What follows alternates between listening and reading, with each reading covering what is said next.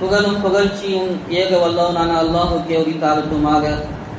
சாந்தியும் சமாதானமும் கண்மணி நாயகம் ஸல்லல்லாஹு அலைஹி வஸல்லம் அவர்கள் மீதும், அன்னாரை வழுவாது தழுவாது பின்பற்றிய சத்திய சஹாபாக்கள், தாபிஈன்கள், மேலும் குறிப்பாக இங்கு கூடியிருக்கும் நம் அனைவரும் மீதும் என்றென்றும் நின்று நிலவட்டுமாக.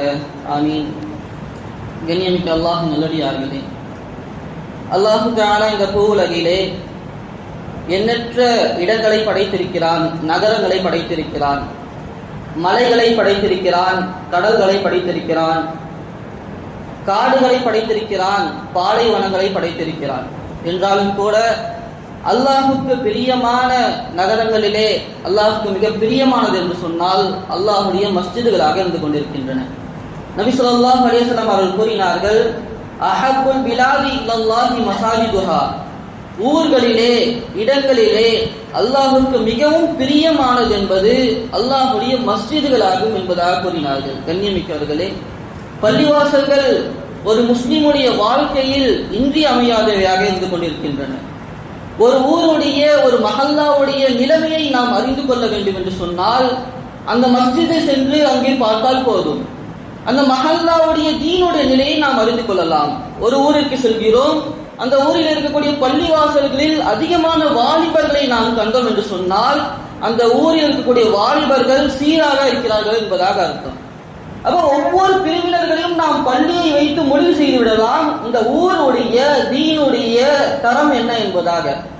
கண்ணியமிக்கவர்களே, மஸ்ஜிதுகள் ஒரு முஸ்லிமுடைய வாழ்க்கையில் முதன்மையாக இருந்து கொண்டிருக்கின்றன. எனவேதான் நபி ஸல்லல்லாஹு அலைஹி வஸல்லம் அவர்களும் சரி, அல்லாஹ்வும் சரி, இந்த மஸ்ஜிதுடைய மாண்புகளை, மஸ்ஜிதுடைய கண்ணியத்தை நாம் அறிய வேண்டும் என்பதற்காக பல்வேறு சிறப்புகளை நமக்கு கூறியிருக்கிறார்கள். நபி ஸல்லல்லாஹு அலைஹி வஸல்லம் அவர்கள் கூறினார்கள், யார் மஸ்ஜிதில் இருந்து ஒரு சிறிய துரும்பை, ஒரு சிறிய குப்பையை, சிறிய நோவினை தரக்கூடிய சிறிய வஸ்துவை அவர் அகற்றுவாரோ அதற்கு பகரமாக அல்லாஹு தஆலா மறுமையிலே சொர்க்கத்திலே ஒரு வீடை அவருக்கு தருவான் என்பதாக கூறினார்கள். கண்ணியமிக்கவர்களே, இவ்வளவு ஒரு சிறிய அமல், மஸ்ஜிதில் இருக்கக்கூடிய ஒரு சிறிய துரும்பை நீக்குவதற்கு சொர்க்கத்தில் இருக்கக்கூடிய ஒரு மாளிகையை அல்லாஹ் தஆலா தருவான் என்பதாக நபி அவர்கள் வாக்களித்தார்கள். கண்ணியமிக்கவர்களே, காரணம் இந்த மஸ்ஜிதுடைய மாண்பை நாம் விளங்க வேண்டும், மஸ்ஜிதுக்கும் நமக்கும் உண்டான தொடர்பை நாம் அதிகப்படுத்தி விட வேண்டும். நாளை மறுமை நாளிலே, கியாமத்துடைய நாளிலே 7 சாராருக்கு அல்லாஹ் தஆலா தனது அர்ஷின் கீழ் நிழல் தருவான். அதிலே ஒரு முக்கியமான சாரார் தனது பள்ளியுடன் தனது உள்ளத்தை லைக்கை செய்தவர், எந்நேரமும் பள்ளியை பற்றிய சிந்தனையில் இருப்பவர். அந்த நபருக்கு அல்லாஹ் தஆலா நாளை மறுமையிலே நிழலே இல்லாத அந்த நாளிலே அல்லாஹ் தஆலா நிழல் தரக்கூடியவனாக இருந்து கொண்டிருக்கிறான். கண்ணியமிக்கவர்களே, நபி ஸல்லல்லாஹு அலைஹி வஸல்லம் கூறி காட்டினார்கள், பள்ளிக்கென்று சில நபர்கள் இருக்கிறார்கள், பள்ளிக்கென்று அச்சாணிகளை போன்று சில நபர்கள் இருக்கிறார்கள். அந்த நபர்கள் பள்ளிக்கு வரவில்லை என்று சொன்னால் மலக்குமார்கள் எல்லாம் அவர்களை பற்றி கவலைப்படுகிறார்கள், மலக்குமார்கள் எல்லாம் அவர்களை தேடுகிறார்கள். ஒரு அடியார் வந்து கொண்டே இருப்பாரே, தினந்தோறும் வந்து பள்ளியில் அமர்ந்து கொண்டே இருப்பாரே, அந்த அடியார் வரவில்லை என்று சொன்னால் அவரை பற்றி மலக்குமார்கள் கவலைப்படுகிறார்கள் என்பதாக நபி ஸல்லல்லாஹு அலைஹி வஸல்லம் அருள்பொழி காட்டினார்கள். கண்ணியமிக்கவர்களே, அது மட்டுமல்ல, யாரெல்லாம் காலையில் பள்ளியை நோக்கி வருகிறார்களோ அவர்களுக்கு அல்லாஹ் தஆலா சொர்க்கத்திலே விருந்தை ஏற்படுத்துகிறான் என்பதாக நபி அவர்கள் கூறினார்கள். ஒவ்வொரு முறை அவர் காலையில் வந்தாலும் சரி, மாலையில் பள்ளியை நோக்கி அவர் வந்தாலும் சரி, அவர் வரவேற்பதற்காக அல்லாஹ் தஆலா சொர்க்கத்திலே அவருக்காக விருந்துகளை ஏற்பாடு செய்து கொண்டே இருக்கிறார் என்பதாக கூறி காட்டினார்கள். கண்ணியமிக்கவர்களே, காரணம் பள்ளியின் மாண்பை நாம் விளங்க வேண்டும், பள்ளியின் முக்கியத்துவத்தை நாம் ஒவ்வொருவரும் விளங்க வேண்டும் என்பதற்காகத்தான். அது மட்டுமல்ல, நபி அவர்கள் கூறினார்கள், ஒரு மனிதர் பள்ளியுடன் எப்போதும் தொடர்புடையவராக இருந்து கொண்டிருக்கிறார், அடிக்கடி பள்ளியில் அவர்களை நீங்கள் கண்டீர்கள் என்று சொன்னால் அவர் ஒரு முஃமின் என்பதற்காக நீங்கள் சாட்சி கூறுங்கள், அவர் ஒரு நல்ல மனிதர் என்பதற்காக நீங்கள் சாட்சி கூறுங்கள் என்பதாக கூறி காட்டினார்கள். கண்ணியமிக்கவர்களே, பள்ளியின் மாண்புகளை நாம் விளங்க வேண்டும். நபி ஸல்லல்லாஹு அலைஹி வஸல்லம் அவர்கள் ஒரு முறை கபர் ஜியாரத்திற்கு செல்கிறார்கள். செல்லக்கூடிய சமயத்திலே அங்கே ஒரு புதிய கபர் இருக்கிறது. அந்த கபரை பார்த்தவுடன் நபி அவர்கள் கேட்டார்கள், இது யாருடைய கபர்? புதிய கபராக இருக்கிறது, யார் மரணித்தது என்பதாக கேட்கக்கூடிய சமயத்திலே உம்மு மிஹ்தன் ரலியல்லாஹு அன்ஹா அவர்களை கூறினார்கள். உம்மு மிஹ்தன் அவர்களுடைய கபராக இருக்கிறது இது என்பதாக கூறியவுடன் நபி அவர்கள், இந்த பள்ளியை சுத்தம் செய்து கொண்டிருப்பார்களே அந்த பெண்மணியா என்பதாக கேட்டார்கள். ஆம் யா ரசூலல்லாஹ் என்பதாக கூறியவுடன் அங்கேயே நபி ஸல்லல்லாஹு அலைஹி வஸல்லம் அவர்கள் அந்த பெண்மணிக்கு மீண்டும் ஜனாசா தொழுகை தொழுக வைத்துவிட்டு அந்த பெண்மணியிடத்திலே நபி அவர்கள் கேட்டார்கள், இந்த நீங்கள் கபருக்கு சென்று விட்டீர்கள், கபரிலே நீங்கள் செய்த அமல்களில் சிறந்த அமலுடைய பிரதிபலனாக எந்த அமலுடைய பிரதிபலனை நீங்கள் பெற்றுக் கொண்டீர்கள்? எத்தனையோ நீங்கள் அமல்களை செய்திருப்பீர்கள், தொழுதிருப்பீர்கள், நோன்பு நோற்றிருப்பீர்கள், எந்த அமலை சிறந்த அமலாக நீங்கள் கபரிலே பெற்றுக் கொண்டீர்கள் என்பதாக கேட்கிறார்கள். உடனே சஹாபாக்களுக்கு எல்லாம் ஒரே ஆச்சரியம். யா ரசூலல்லாஹ், அந்த பெண்மணி மரணித்து விட்டு கபரிலே இருக்கிறார்கள், அவரிடத்திலே நீங்கள் சென்று பேசிக் கொண்டிருக்கிறீர்களே என்பதாக கேட்கக்கூடிய சமயத்திலே நபி அவர்கள் கூறினார்கள், நீங்கள் கேட்பதை விட அவர்கள் கவனமாக கேட்பார்கள்.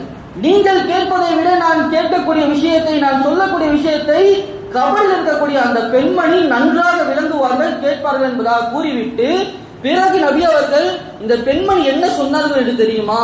நான் செய்த அமல்களில் சிறந்த அமலாக பள்ளியை சுத்தம் செய்யும் அமலை நான் பெற்றுக் கொண்டேன் என்பதாக கூறினார்கள் என்பதாக நபி ஸல்லல்லாஹு அலைஹி வஸல்லம் அவர்கள் கூறி காட்டினார்கள். கண்ணியமிக்கவர்களே, பள்ளியை சுத்தம் செய்வது இருக்கிறது ஆக உயர்ந்த அமலாக இருந்து கொண்டிருக்கிறது. நபி ஸல்லல்லாஹு அலைஹி வஸல்லம் அவர்கள் மற்றொரு சமயத்திலே ஒரு கபரை கடக்கிறார்கள். அந்த கபர் யார் இது? இது புதிய கபராக இருக்கிறது என்பதாக கூறக்கூடிய சமயத்திலே சஹாபாக்கள் ஒரு மனிதனுடைய பெயரை கூறுகிறார்கள், ஒரு ஆணுடைய பெயரை கூறுகிறார்கள். நபி ஸல்லல்லாஹு அலைஹி வஸல்லம் அவர்கள், இவர் பள்ளியை சுத்தம் செய்து கொண்டிருக்கக்கூடிய நபர் அல்லவா, இவர் மரணித்ததை என்னிடத்தில் நீங்கள் ஏன் கூறவில்லை என்பதாக கடுமையாக பேசினார்கள். கண்ணியமிக்கவர்களே, பள்ளியுடன் தொடர்பு இருக்கக்கூடிய ஒரு சிறிய அமலாக இருந்தாலும் சரி, ஒரு சிறிய செயலாக இருந்தாலும் சரி, அல்லாஹ்விடத்திலே ஆக உயர்ந்ததாக இருந்து கொண்டிருக்கிறது, அல்லாஹ்வுக்கு ஆக விருப்பமானதாக இருந்து கொண்டிருக்கிறது. நபி ஸல்லல்லாஹு அலைஹி வஸல்லம் அவர்கள் ஹதீஸிலே கூறியிருக்கிறார்கள், பள்ளியை சுத்தம் செய்வது ஹூருல் ஐன் பெண்களுக்கு கொடுக்கக்கூடிய மகராக இருந்து கொண்டிருக்கிறது என்பதாக குறிக்காட்டுங்கள். கண்ணியமிக்கவர்களே, எவ்வளவு ஒரு சாதாரண அமல், பள்ளியை சுத்தம் செய்வதன் மூலமாக நாளை மறுமை நாளிலே ஹூருல் ஐன் பெண்மணிகளுக்கு மகர் கொடுக்கக்கூடிய பாக்கியத்தை அல்லாஹ் தஆலா நமக்கு கொடுத்திருக்கிறான். பள்ளியுடன் சம்பந்தப்பட்ட ஒவ்வொரு விஷயத்தையும் நபி ஸல்லல்லாஹு அலைஹி வஸல்லம் அவர்கள் அவ்வளவு நேசித்துக் கொண்டு இருந்தார்கள். ஒருமுறை நபி ஸல்லல்லாஹு அலைஹி வஸல்லம் அவர்கள் பள்ளிக்குள் வருகிறார்கள்.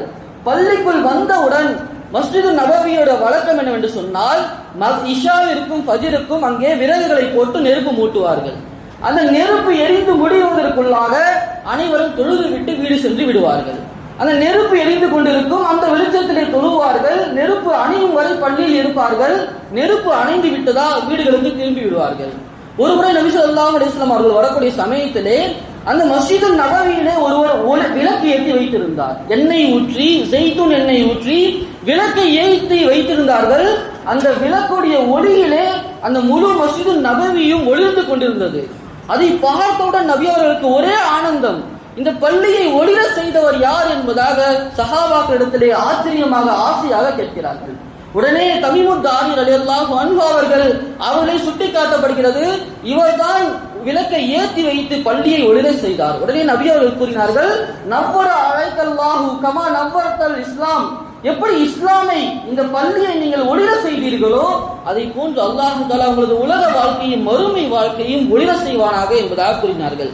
கூறிவிட்டு நபி அவர்கள் கூறினார்கள், எனக்கு மட்டும் திருமணம் முடிக்காத ஒரு பெண் இருந்தால் அந்த மகளை, எனது மகளை உனக்கு நான் திருமணம் செய்து கொடுத்திருப்பேன். எனக்கு என்னுடைய மகள்களுக்கு எல்லாம் நான் நிக்கா முடித்து விட்டேன். திருமணம் செய்யப்படாத ஒரு மகள் எனக்கு இருந்தார்கள் என்று சொன்னால் உங்களுக்கு நான் திருமணம் முடித்து கொடுத்திருப்பேன் என்பதாக கூறி காட்டினார்கள். கண்ணியமிக்கவர்களே, எவ்வளவு ஒரு ஆனந்தம்! பள்ளியை ஒளிர செய்தார்கள், விளக்கேற்றினார்கள். அதன் மூலமாக நபி அவர்களுக்கு அவ்வளவு பிரியமான நபராக, அந்த நபரை மருமகனாக ஏற்றுக்கொள்ள நபி அவர்கள் தயாராகி விட்டார்கள். உடனே ஒரு சஹாபி இருந்து, யா ரசூலல்லாஹ், நீங்கள் மருமகனாக தயாராக இருக்கிறீர்களா? எனக்கு ஒரு பெண் இருக்கிறார்கள், நீங்கள் ஆசைப்பட்ட அந்த மருமகனை நான் மருமகனாக ஆக்கிக் கொள்கிறேன் என்பதாக கேட்டு அவர் நிக்கா செய்து முடித்து விட்டார். கண்ணியமிக்கவர்களே, பள்ளியுடன் தொடர்பு இருக்கக்கூடிய ஒவ்வொரு விஷயத்தையும் நபி அவர்கள் அவ்வளவு நேசித்துக் கொண்டிருந்தார்கள், அவ்வளவு விரும்பத்தக்க விஷயமாக அமலாக நமக்கு கூறிக்கொண்டிருந்தார்கள். ஒருமுறை நபி ஸல்லல்லாஹு அலைஹி வஸல்லம் அவர்கள் பள்ளிக்குள் வருகிறார்கள். வரக்கூடிய சமயத்திலே அங்கே ஒரு சிறிய ஒரு துரும்பு இருக்கிறது, ஒரு அழுக்கு அசுத்தம் இருக்கிறது, லேசான அசுத்தங்கள் இருக்கிறது. அதை பார்த்தவுடன் நபி ஸல்லல்லாஹு அலைஹி வஸல்லம் அவர்களுடைய முகம் உடனடியாக மாறிவிடுகிறது. நபியுடைய முகம் முழுவதும் சிவப்பாக ஆகிறது. நபியுடைய பார்வையில் கோபம் தெரிகிறது. உடனே சஹாபாக்களுக்கெல்லாம் ஒரே ஆச்சரியம், என்ன செய்வது என்று தெரியவில்லை. உடனடியாக எதை பார்த்து நபி அவர்கள் கோபம் கொள்கிறார்கள் என்பதாக பார்க்கக்கூடிய சமயத்திலே அங்கே ஒரு துரும்பு இருக்கிறது, ஒரு எச்சி துப்பப்பட்டு அங்கே இருக்கிறது பள்ளியிலே. அதை பார்த்தவுடன் நபிக்கு அவ்வளவு கோபம் வந்து விடுகிறது. உடனடியாக ஒரு பெண்மணி சென்று அந்த எச்சிலை துடைத்துவிட்டு அங்கே நறுமணத்தை பூசி விடுகிறார்கள். பிறகுதான் நபி அவர்கள் கோபத்தை அடங்கி நபி அவர்கள் கூறினார்கள், இது எவ்வளவு அழகான செயலாக இருந்து கொண்டிருக்கிறது. பள்ளியில் இருக்கக்கூடிய பள்ளியை சுத்தமாக ஆக்கி அங்கே நறுமணங்களை கமல செய்கிறது எவ்வளவு பெரிய சிறந்த விஷயமாக இருக்கிறது என்பதாக நபி அவர்கள் கூறி காட்டினார்கள். ஒருமுறை புகாரி ரஹிமஹுல்லா அவர்கள் பள்ளியிலே அமர்ந்து இருக்கிறார்கள். அமரக்கூடிய சமயத்திலே ஒரு மனிதர் தனது தாடியை நோண்டிக் கொண்டே இருக்கிறார். தனது தாடியிலே கையை வைத்து கோதிக் கொண்டிருக்கிறார். அவருடைய அந்த தாடி முடி பள்ளியில் விழுந்து விடுகிறது. அதை பார்த்த புகாரி ரஹிமஹுல்லா அவர்கள் கடுமையாக கோபம் கொள்கிறார்கள். ஆனாலும் அந்த கோபத்தை அவர்கள் வெளிக்காட்டவே இல்லை. அங்கேயே அமர்ந்து கொண்டே இருக்கிறார்கள். மக்கள் செல்கிறார்கள், வருகிறார்கள், பல பேர் எழுந்து போயிட்டாங்க. ஆனா புகாரி ரஹிமஹுல்லா அவர்கள் அந்த முடியை எங்கே பார்த்தார்களோ எழுந்து சென்றால் அந்த பார்வை தவறிவிடும் என்பதாக அதே இடத்தில் அமர்ந்து அந்த முடியை பார்த்து கொண்டே இருந்தார்கள். பிறகு அந்த நபர் எழுந்து சென்ற பிறகு அந்த முடியை எடுத்துக்கொண்டு வெளியே சென்று போய் போட்டார்கள். கண்ணியமிக்கவர்களே, பள்ளியில் தூசு திரும்புகளை போடுவது, நகங்களை கடித்து அங்கே போடுவது, நாம் தலையை சொரிந்து அதன் மூலமாக சிறு சிறு முடிகளை நாம் அங்கு போடுவது இருக்கிறது மக்ரூஹ் தஹரீமி என்பதாக உலமாக்கள் தங்களது கிதாபுகளிலே பதிவு செய்கிறார்கள். கண்ணியமிக்கவர்களே, பள்ளியில் தூசுகள் துரும்புகளை நாம் போடக்கூடாது என்று சொன்னால், பள்ளியில் இருக்கக்கூடிய ஒரு சிறிய உமிழ்நீரை பார்த்து நபியோடைய முகம் சிவந்தது என்று சொன்னால், அதை நபியோடைய உள்ளம் பொருந்தி கொள்ள முடியவில்லை என்று சொன்னால், இன்று பள்ளிகள் இடிக்கப்படுகின்றன, பள்ளிகளுக்கு எதிராக சூழ்ச்சிகள் செய்யப்படுகின்றன. அதை பார்த்து நமது உள்ளம் எந்த அளவுக்கு வேதனைப்படுகிறது, அதை பார்த்து நமது உள்ளங்கள் எந்த அளவுக்கு கஷ்டப்படுகிறது. பள்ளியில் இருக்கக்கூடிய ஒரு உமிழ்நீரை பார்த்து நபியர்கள் முகமெல்லாம் மாறியது, நபியர்கள் கண்கள் எல்லாம் சிவந்தது. நபியுடைய கோபத்தை அடக்குவதற்காக சஹாபாக்கள் விரைந்து ஓடினார்களே, அந்த பள்ளிக்கு எதிராக எவ்வளவு சூழ்ச்சிகள் செய்யப்படுகிறது, எத்தனை பள்ளிகள் இன்று இடிக்கப்பட்டுக் கொண்டிருக்கிறது. நம்முடைய உள்ளங்கள் அதற்காக எந்த அளவுக்கு கவர்களை பட்டுக் கொண்டிருக்கிறது என்பதாக நாம் சிந்தித்து பார்க்க வேண்டும். கண்ணியமிக்கவர்களே, கடந்ததாக சில நாட்களாக நாம் எல்லாம் அறிந்த ஒரு செய்திதான். நவம்பர் 19ஆம் தேதி யூபி இருக்கக்கூடிய சம்பல் என்ற பகுதியில் இருக்கக்கூடிய ஒரு மிகப்பெரிய மஸ்ஜித், அந்த மஸ்ஜித் அங்கே முன்பதாக கோவில் இருந்தது என்பதாக ஒரு மனுவை கோர்ட்டிலே கொண்டு போய் ஒப்படைக்கிறார்கள். உடனடியாக அந்த தினமே 19ஆம் தேதி நவம்பர் அந்த தினமே உடனடியாக அந்த மனுவை வாங்கியவர் இங்கே கோவில் இருந்ததா என்பதாக ஆராய்ச்சி செய்வதற்காக ஒரு குழுவை அன்றே அனுப்பிவிடுகிறார். அன்றே அந்த ஒரு ஜட்ஜோடைய தலைமையிலே ஒரு டீம் வந்து என்ன செய்யறாங்கன்னு சொன்னா, அந்த பள்ளியில கோவில் இருந்ததுக்கு உண்டான அறிகுறி இருக்கிறதா என்பதாக விசாரிப்பதற்காக வந்து விடுகிறார்கள். கண்ணியமிக்கவர்களே, 1991ஆம் ஆண்டு உச்சநீதிமன்றம் போட்ட சட்டம் என்னவென்று சொன்னால், சுதந்திரத்திற்கு பிறகு 1947ஆம் ஆண்டிற்கு பிறகு எந்தெந்த வணக்க ஸ்தலங்கள் உருவாக்கப்பட்டிருக்கிறதோ அதற்கு முன்பதாக 1947ஆம் ஆண்டு இந்தியா சுதந்திரம் பெற்ற நாள், அந்த ஆண்டிற்கு முன்பதாக எந்தெந்த வணக்க ஸ்தலங்கள் எல்லாம் கட்டப்பட்டிருக்கிறதோ அதுவெல்லாம் அப்படியே பாதுகாக்கப்பட வேண்டும்.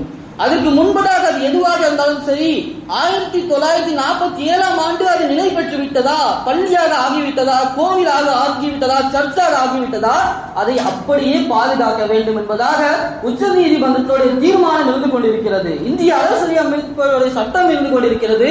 அதற்கு மாற்றமான ஒரு தீர்ப்பை அந்த ஜட்ஜி வழங்கியிருக்கிறார். அதன் காரணமாக ஒரு டீமை அன்றே நிர்ணயித்து அங்கே விசாரணை செய்வதற்காக, ஆய்வு செய்வதற்காக அனுப்பிவிடுகிறார்கள். இதை தொடர்ந்து 2வது முறையாக ஆய்வு செய்ய வேண்டும் என்பதாக வரக்கூடிய சமயத்திலே அந்த பகுதியில் இருக்கக்கூடிய இஸ்லாமியர்கள் ஏற்கனவே எத்தனையோ மஸ்ஜிதுகளை நாம் இழந்து விட்டோம், எத்தனையோ பள்ளிகளை நாம் இழந்திருக்கிறோம், இந்த பள்ளியை நாம் இழந்து விடக்கூடாது என்பதற்காக அங்கே ஒன்று கூடி ஆர்ப்பாட்டத்தை செய்கிறார்கள். அங்கே ஒன்று கூடி அவர்கள் நின்று கொண்டிருக்கிறார்கள். இதை பார்த்த பிறகு அங்கே வந்திருக்கக்கூடிய போலீஸ்காரர்களாக இருக்கட்டும், அதிகாரிகளாக இருக்கட்டும், அவர்கள் மீது தாக்குதல் தொடுத்து அங்கிருந்து இருக்கக்கூடிய இஸ்லாம்களை விரட்டி அடிக்கிறார்கள். இவர்கள் எல்லாம் கலவரத்தில் ஈடுபட்டார்கள் என்பதாக இவர்களாக இட்டுக்கட்டி அங்கிருந்து அவர்களை அடித்து விரட்டுகிறார்கள். அடித்து விரட்டியது மட்டுமல்லாமல் அங்கே இருக்கக்கூடிய 5 நபர்களை அங்கேயே சுட்டு ஷஹீதாக்கி விட்டார்கள். கண்ணியமிக்கவர்களே, அது மட்டுமல்ல, அந்த பள்ளியின் தலைவர் என்ன பிரச்சனை நடந்தது என்பதாக மீடியாவிலே அவர் பேசியதின் காரணமாக அவரும் கைது செய்யப்பட்டு இன்று சிறையில் இருந்து கொண்டிருக்கிறார்கள். 5-6 வயதான பெண்மணிகளை கைது செய்திருக்கிறார்கள். 25 நபர்கள் படுகாயமடைந்து ஹாஸ்பிட்டலில் அட்மிட் செய்யப்பட்டிருக்கிறார்கள். கண்ணியமிக்கவர்களே, இதுவெல்லாம் எவ்வளவு மோசமான ஒரு அநீதியாக இருந்து கொண்டிருக்கிறது. உச்ச நீதிமன்றத்துடைய சட்டத்திற்கு மாற்றமான ஒரு செயலை அவர்கள் செய்து கொண்டிருக்கிறார்கள். இதை பற்றி எந்த ஒரு மீடியாக்களிலும் வெளிவரவில்லை. இதை பற்றி எந்த ஒரு விஷயத்திலும் மீடியாக்களிலும் வெளியே வரவில்லை. மாறாக இதற்கு மாற்றமான தகவல்கள் பரப்பப்பட்டுக் கொண்டிருக்கிறது. அங்கே சுடப்பட்ட 5 நபர்களும் அவர்களை தாக்குதல் தொடுத்தது அந்த கலவரத்துக்குள்ளேயே தங்களை தாங்களே சுட்டு சென்று விட்டார்கள். அந்த கலவரத்தில் ஈடுபட்ட முஸ்லிம்களே ஒருவரை சுட்டு கொன்று விட்டார்கள் என்பதாக இப்படியாக அவர்கள் கூறிக்கொண்டிருக்கிறார்கள். கண்ணியமிக்க நாம் சிந்தித்து பார்க்க வேண்டும். அங்கே இருக்கக்கூடிய நபர்களுக்கு துப்பாக்கி எங்கிருந்து கிடைத்திருக்கும்? அங்க இருக்கக்கூடிய நபர்கள் துப்பாக்கியால் சுடும் வரை அங்க இருக்கக்கூடிய காவல்துறையினர்கள் என்ன செய்து கொண்டிருந்தார்கள்? கண்ணியமிக்கவர்களே, எவ்வளவு ஒரு மோசமான நிலையை அவர்கள் கையில் எடுத்துக் கொண்டிருக்கிறார்கள். இதை பார்த்து நமது உள்ளங்கள் கவலைப்பட வேண்டும். நபி ஸல்லல்லாஹு அலைஹி வஸல்லம் அவர்கள் கூறினார்கள், மன்னம் யஹ்தம்ம பி அம்ரில் முஸ்லிமீன் ஃபலைஸ மின்ஹும். யார் முஸ்லிம்களுக்கு ஏற்படக்கூடிய சஞ்சலங்களை கவலைகளை பற்றி கவலைப்படவில்லையோ, அவங்களுக்கு ஏற்படக்கூடிய சிக்கல்களை நினைத்து கவலைப்படவில்லையோ, அவன் முஸ்லிமே அல்ல என்பதாக நபியவர்கள் கூறி காட்டினார்கள். கண்ணியமிக்கவர்களே, நாம் இதை பார்த்து கவலைப்பட வேண்டும். கண்ணியமிக்கவர்களே, 2010ஆம் ஆண்டு டிசம்பர் 21ஆம் தேதி ஒரு நபர் ஒரு பத்திரிகையில் எழுதியிருக்கிறார்கள். ஹாலித் என்பதாக சொல்லக்கூடிய நபர். அந்த நபர் எழுதியிருக்கக்கூடிய பத்திரிகை, அவருடைய பத்திரிகையில் வெளிப்பட்ட விஷயம், நாம் கண்ணுக்கு தெரிந்து 4-5 பள்ளிகளை இழந்திருக்கிறோம். பாபர் மஸ்ஜித் போடக்கூடிய கண்ணுக்கு தெரிந்து 4-5 பள்ளிகளை இழந்திருக்கிறோம். ஆனால் நாம் ஆராய்ச்சி செய்து பார்த்ததிலே 12,000 பள்ளிகள் இழக்கப்பட்டிருக்கின்றன. 12,000 பள்ளிகள் கோவில்களாக, சர்ச்சுகளாக, மாட்டு தொழுகளாக கூட ஆக்கப்பட்டிருக்கிறது என்பதாக அவர் பதிவு செய்து காட்டியிருக்கிறார். கண்ணியமிக்கவர்களே, நாம் இந்த நேரத்திலே அந்த பள்ளியை பற்றி கவலைப்படுவதுடன் அதற்காக நாம் கண்டன குரல்களை எழுப்ப வேண்டும். அதனை பற்றி நம்மால் முடிந்த கண்டனங்களை நாம் ஏற்படுத்த வேண்டும். நம்மால் முடிந்த ஆர்ப்பாட்டங்களை நாம் செய்ய வேண்டும். அதற்காக நாம் கவலை கொண்டு எழுந்து நிற்க வேண்டும். கண்ணியமிக்கவர்களே, இரண்டாவதாக உலமாக்கள் கூறி காட்டுவது, நாம் நம்முடைய மஸ்ஜிதுடைய தொடர்பை அதிகப்படுத்த வேண்டும். நமக்கு என்ன என்பதாக இருந்து விடாமல் நம்முடைய பகுதியில் இருக்கக்கூடிய மஸ்ஜித், அந்த மஸ்ஜிதுடன் நம்முடைய தொடர்பு எந்த அளவுக்கு இருந்து கொண்டிருக்கிறது, நான் பள்ளிக்கு எப்போது சென்று கொண்டிருக்கிறேன், அந்த பள்ளிக்கும் எனக்கும் உண்டான தொடர்பு எந்த அளவுக்கு இருக்கிறது என்பதாக நாம் சிந்தித்து பார்க்க வேண்டும். அல்லாஹ் தஆலா குர்ஆனில் கூறுவான், ஒரு சமுதாயம் தன்னை மாற்றிக் கொள்ளாத வரை அல்லாஹ் தஆலா அந்த சமுதாயத்தை மாற்ற மாட்டான். ஒரு சமுதாயம் தான் அல்லாஹ்வின் பக்கம் திரும்பாத வரை, தான் செய்திருக்கக்கூடிய தவற்றை உணர்ந்து அல்லாஹ்வின் பக்கமாக திரும்பாத வரை அவருக்கு ஏற்பட்ட சோதனைகளை, அவருக்கு ஏற்பட்ட இன்னல்களை, கஷ்டங்களை அல்லாஹ் தஆலா மாற்ற மாட்டான் என்பதாக அந்த வசனத்துடைய விரிவுரை அவர்கள் கூறி காட்டுகிறார்கள். கண்ணியமிக்கவர்களே, நாம் நமது மஸ்ஜிதுடைய தொடர்புகளை அதிகப்படுத்த வேண்டும். நாம் நமது மஸ்ஜிதுடைய தொடர்புகளை அதிகமாக ஈடுபட வேண்டும். கண்ணியமிக்கவர்களே, அது மட்டுமல்ல, நாம் உறுதி எடுக்க வேண்டும். இனிமேல் ஒரு மஸ்ஜிதை கூட நாம் இடிக்க விட மாட்டோம். எந்த மஸ்ஜித் இடிக்கப்பட்டாலும் அதற்காக நாம் போராடுவோம். மஸ்ஜிதை காப்பது நமது கடமையாக இருந்து கொண்டிருக்கிறது. மஸ்ஜிதில் ஏற்படக்கூடிய ஒரு சிறிய அசுத்தத்தை கூட, ஒரு சிறிய உமிழ்நீரை கூட அங்கே தாங்கிக் கொள்ள முடியாத தூதரின் உம்மத்தாக நாம் இருந்து கொண்டு மஸ்ஜிதுகள் இடிக்கப்பட்ட போதும் கூட நாம் அமைதி காப்பது இருக்கிறது. இது மிகப்பெரிய ஒரு தரக்குறைவான செயலாக இருந்து கொண்டிருக்கிறது. கண்ணியமிக்கவர்களே, நாம் நமது மஸ்ஜிதுடைய தொடர்புகளை அதிகப்படுத்துவதுடன் அவர்களுக்காக நாம் அதிகமாக துஆ செய்ய வேண்டும். அல்லாஹ்விடத்திலே கையேற்ற வேண்டும்.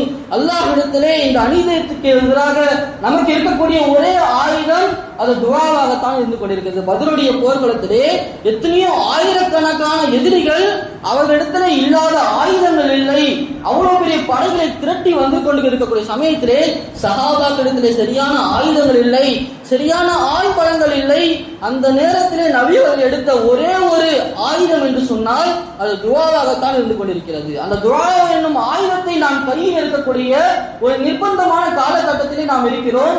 நாம் அதிகமாக நமது மஸ்ஜிதுகளுக்காகவும் அங்கே போராடக்கூடிய அந்த ஷஹீதான மக்களுக்காகவும் அதிகமாக துஆ செய்ய கடமைப்பட்டிருக்கிறோம். எனவே அதிகமாக மஸ்ஜிதுகளுக்காக நாம் கவலைப்பட வேண்டும். அதற்காக துஆ செய்து கொள்ள இருக்க வேண்டும். அதே போன்று அல்லாஹ்வின் மீது நல்லெண்ணத்தை நாம் உறுதிப்படுத்த வேண்டும். அல்லாஹ்வின் மீது நாம் வைத்திருக்கக்கூடிய எண்ணங்களை அதை நாம் உறுதிப்படுத்த வேண்டும், நல்லெண்ணம் கொள்ள வேண்டும். காரணம், எத்தனையோ நபர்கள் பள்ளிகளை இடித்தவர்கள் பல 100 பள்ளிகளை உருவாக்க காரணமாக இருந்து இருக்கிறார்கள். கண்ணியமிக்கவர்களே, அல்லாஹ் தஆலா இந்த நிலையை நிச்சயமாக மாற்றி காட்டுவான். தாத்தா தார்த்தாரியர்களுடைய படையெடுப்பை பற்றி நாம் அதிகமாக கேள்விப்பட்டிருப்போம்.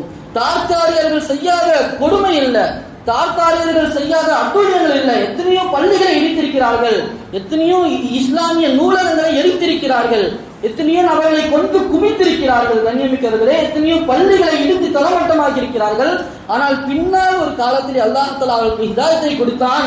அந்த தார்த்தாரியர்கள் இன்றும் கூட தார்த்தாரிஸ்தான் என்பதாக சொல்லக்கூடிய ரஷ்யாவில் ஒரு ஓரமாக இருக்கக்கூடிய பகுதியிலே அவர்கள் வாழ்ந்து கொண்டிருக்கிறார்கள். அந்த தார்த்தார்கள் முழுமையாக முஸ்லிம்களாக மாறி பல்வேறு மதரசாக்களை, பல்வேறு பள்ளிகளை இன்று கட்டி கொண்டிருக்கிறார்கள், கட்டி கொண்டே இருந்தார்கள். அப்ப அந்த நபர், இந்த தார்த்தாரியன் நாட்டை சேர்ந்த ஒரு முஃப்தி அவர்களிடத்திலே பேசக்கூடிய சமயத்தில் அவர்கள் சொன்ன காரியம், நாங்கள் எங்களுடைய மூதாதையர்கள் ஆரம்பத்திலே ரஷ்யாவில் வாழ்ந்து கொண்டிருக்கக்கூடிய சமயத்திலே கம்யூனிச கொடுமையான ஆட்சிகள் நடந்து கொண்டிருந்தன. அந்த நேரத்திலே பல்வேறு பள்ளிகள் இடிக்கப்பட்டது, குர்ஆன் ஓதுவதற்கு தடை செய்யப்பட்டது. அந்த நேரத்தில் கூட எங்களுடைய முன்னோர்களை அவர்கள் சிறையில் அடித்தார்கள், கொன்று குவித்தார்கள், எங்களுடைய ஆடைகள் எல்லாம் உருவி எடுத்தார்கள். ஆனால் எங்கள் நெஞ்சங்களில் உள்ள அந்த குர்ஆனையும் ஈமானையும் அவர்களால் ஒன்றும் செய்ய முடியவில்லை என்பதாக கூறிக்காட்டுகிறது. கண்ணியமிக்கிறர்களே, அத்தனை பள்ளிகளை இடித்தவர்கள் மூலமாக அல்லாஹ் தஆலா இந்த இஸ்லாத்திற்கு இன்றும் பாதுகாப்பை தந்து கொண்டிருக்கிறார். அது மட்டுமல்ல, பாபர் மஸ்ஜித் இடிப்பை சம்பந்தமாக நாம் படித்திருப்போம், கேள்விப்பட்டிருப்போம். அதில் ஈடுபட்ட பல்பீர் சிங் என்பதாக சொல்லக்கூடிய ஒரு நபர், அவர்தான் ஆரம்பத்திலே முதலாவது நபராக அந்த மஸ்ஜிதில் மீது ஏறி அந்த தனது கலைப்பாறையை வைத்து பள்ளியை இடித்தவர். அந்த நபருக்கு அல்லாஹ் தஆலா ஹிதாயத்தை கொடுத்தான்.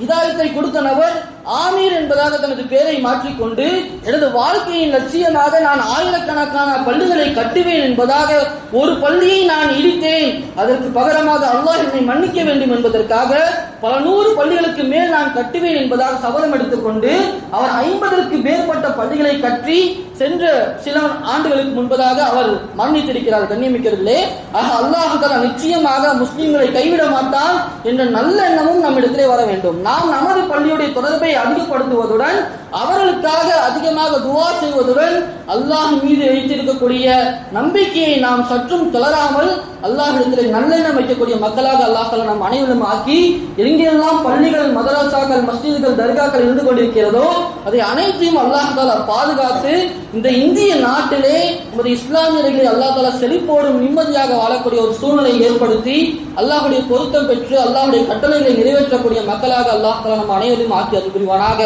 வாஹிரு தஅவானா அல்ஹம்துலில்லாஹி ரப்பில் ஆலமீன். அஸ்ஸலாமு அலைக்கும் வரஹ்மத்துல்லாஹி.